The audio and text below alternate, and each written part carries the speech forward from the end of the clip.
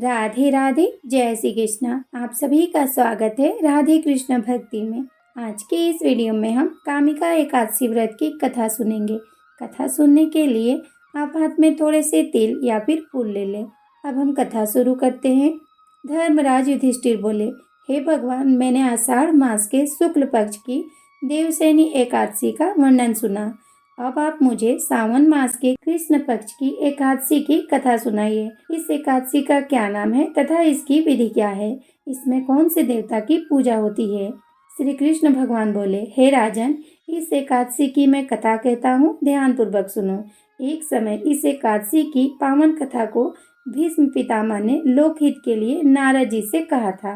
एक समय नारद जी ने पूछा कि पितामह, आज मेरी सावन मास के कृष्ण पक्ष की एकादशी की कथा सुनने की इच्छा है, अतः आप मुझे एकादशी की व्रत कथा विधि सहित सुनाइए।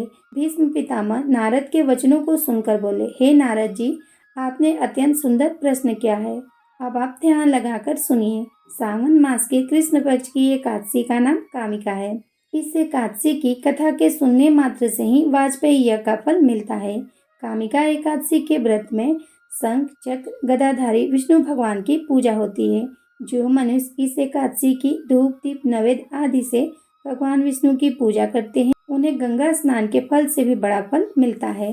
सूर्य चंद्रग्रहण में केदार और कुरुक्षेत्र में स्नान करने से जो पुण्य मिलता है, वह पुण्य विष्णु भगवान की भक्ति पूर्वक पूजा करने से मिल जाता है।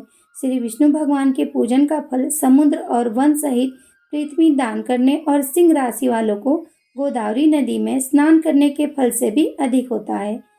वैतीपात में गंडकी नदी में स्नान करने से जो फल मिलता है, वह फल भगवान की पूजा करने से मिलता है। संसार में भगवान की पूजा का फल सबसे अधिक है। भगवान की पूजा का फल सावन मास के कृष्ण पक्ष की एकादशी के फल के बराबर है। अतः भक्ति पूर्वक भगवान की पूजा करनी चाहिए। अगर बन सके तो सावन मास के कृष्ण पक्ष की कामिका एकादशी का व्रत अवश्य करना चाहिए। आभूषणों से युक्त बछड़ा सहित गौदान करने से जो फल मिलता है, वह फल कामिका एकादशी के व्रत से मिल जाता है। जो उत्तम दिवस सावन मास की कृष्ण पक्ष की कामिका एकादशी का व्रत करते हैं तथा विष्णु भगवान की पूजा करते हैं, उससे समस्त देव, नाग, किन्नर, पितृ आदि की पूजा हो जाती है। इसलिए पापों से डरने वाले व्यक्ति को विधि विधान सहित इस व्रत को करना चाहिए। संसार सागर तथा पापों में फंसे हुए मनुष्यों को इनसे छूटने के लिए कामिका एकादशी का व्रत अवश्य करना चाहिए। कामिका एकादशी के व्रत से समस्त पाप नष्ट हो जाते हैं। संसार में इससे अधिक पापों को नष्ट करने वाला कोई और उपाय नहीं है।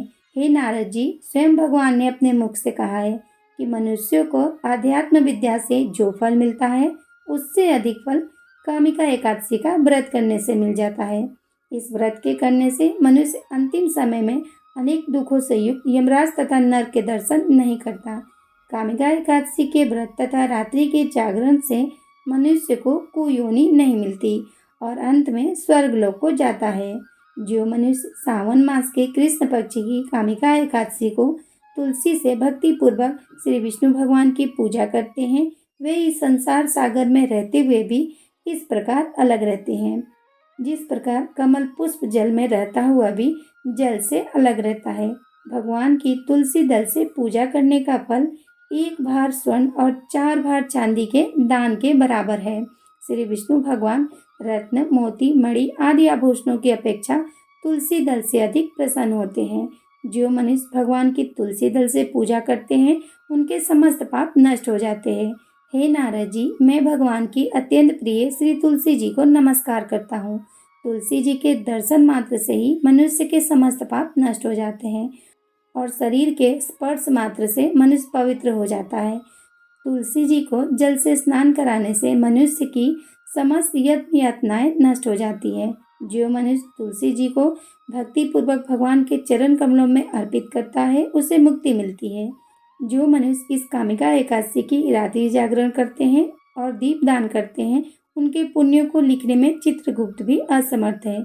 जो मनुष्य एकादशी के दिन भगवान विष्णु जी के सामने दीपक जलाते हैं, उनके पितृ स्वर्गलोक में सुधा का पान करते हैं। जो मनुष्य भगवान के सामने घी या तेल का दीपक जलाते हैं, उनको सूर्यलोक में भी सहस्त्र दीपकों का प्रकाश मिलता है।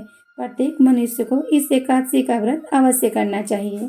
इस व्रत के करने से ब्रह्म हत्या, ब्राह्मण हत्या आदि के समस्त पाप नष्ट हो जाते हैं और इस लोक में सुख होकर अंत में विष्णु लोक को जाते हैं। इस कामिका एकादशी के महत्तम के श्रवण व पठन से मनुष्य स्वर्गलोक को जाते हैं। अब आपने जो हाथ में फूल या फिर तिल लिया है वो आप भगवान की फोटो के पास अर्पित कर दे।